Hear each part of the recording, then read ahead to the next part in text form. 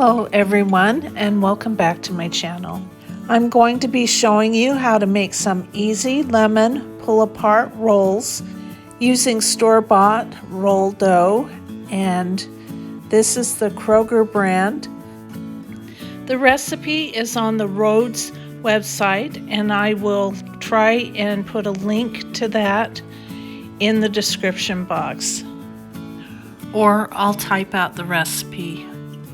So you can use the name brand or the store brand, or you can make up your favorite bread or roll recipe and use that. And I've done that before and perhaps like it better, but on this night I was going for ease and convenience, and I had these in the freezer and I needed to use them.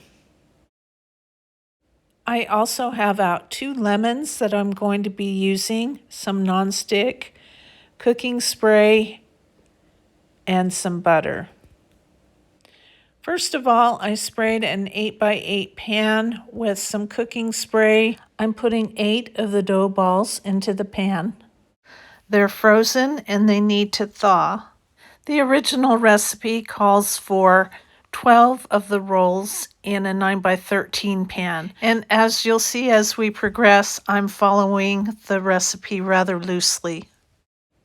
I covered them with some plastic wrap, and then I left them alone for about 20 to 30 minutes. When I came back, they were still cold, but they weren't frozen. So I just took my kitchen scissors and cut each one of those dough balls in half. If you're making your own bread or roll dough, you're going to use a piece of dough about the size of a golf ball and then cut that in half.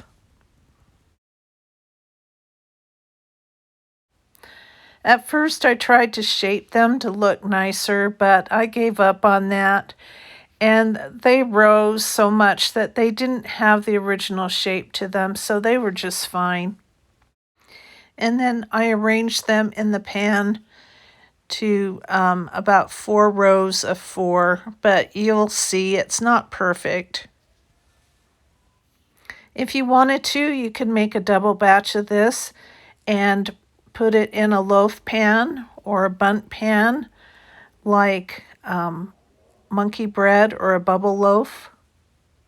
I zested the 2 lemons, and then now I'm going to add the sugar to that. The recipe called for a 1/2 cup of sugar, but since I wasn't making it in a 9x13 pan, I put a 1/4 cup and then maybe about a 1/2 of another 1/4 cup measure in.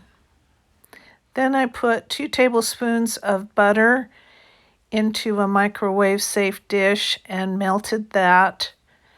And then I am going to pour that over the tops of the cut rolls, mixing up the sugar and the zest until it's well combined. And it smells really good. I've done this recipe before with orange juice and orange zest, and it's really good. I've not tried lime zest or lime juice before on it though. So I poured the melted butter over the tops, and then now I am just kind of marking out 1/2 of the sugar zest mixture, and I'm putting 1/2 of it on top of the rolls. I'm saving the other 1/2 for right before they go into the oven. The plastic wrap goes back on, and then I will wait for them to rise. It took about an hour, maybe a little bit more. Now I am just juicing the lemon halves so that when the rolls are done and I'm ready to make the icing, that I don't have to do it. That part's done. That can just sit on the counter until I'm ready to make the icing. The rolls have risen. They will continue to rise while they're baking. So I am just going to spoon the rest of the lemon zest sugar mixture on top of them. and then put them in the oven at 350 degrees for 20 to 25 minutes. And I've got a meatloaf in the oven. Yes, my oven's dirty. And so I am just putting the rolls in next to the meatloaf and they'll cook together. These cooked in my oven for 25 minutes, and this is what they look like when they're done. A little brown on top, a little brown on the bottom, and your house will just smell divine. So now I am just going to make the icing, the little glaze that will go on top of this. And I didn't really follow the recipe as well as I should have. It's a cup of powdered sugar and then a little bit of butter. I'm using plant butter. I also used plant butter. You can use regular butter, but I have issues with dairy, and so the plant butter works really well for me, and that's what I drizzled over the top of it before they baked. And I'm also using that to make the icing. And so I just put a little bit, what is that, a tablespoon, and mix that well with the powdered sugar. And then I am pouring some of the lemon juice in to make a nice drizzle consistency. I think I made mine too thin. There were a few problems with mine. I either made it too thin or used too much butter or put the icing on the rolls when they were still too hot. So you'll do better than me. You'll wait until the rolls cool before you drizzle the icing on top. And you'll see what I mean in a second here as the icing dissolved completely into the rolls. So they were not as beautiful as they could have been, but they were still so tasty. Some of the prepared roll brands have eggs in their rolls. Some don't. This Kroger brand doesn't.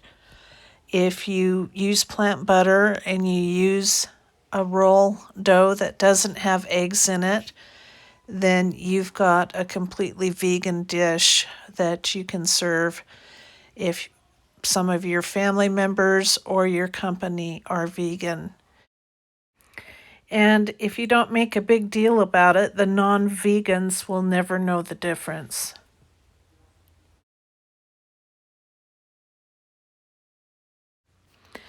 These rolls would work out great for an Easter or Mother's Day brunch. They also work out great as dessert. And if you like sweet with your savory, they would probably be a good roll for a holiday celebration or meal.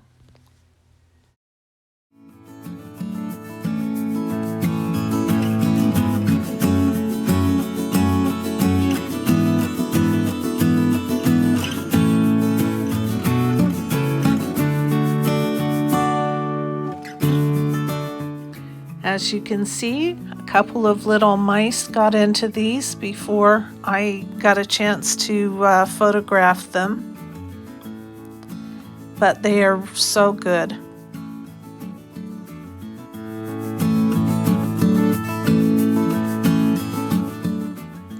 And I'm just putting some more of the icing on top of them so that they look nicer.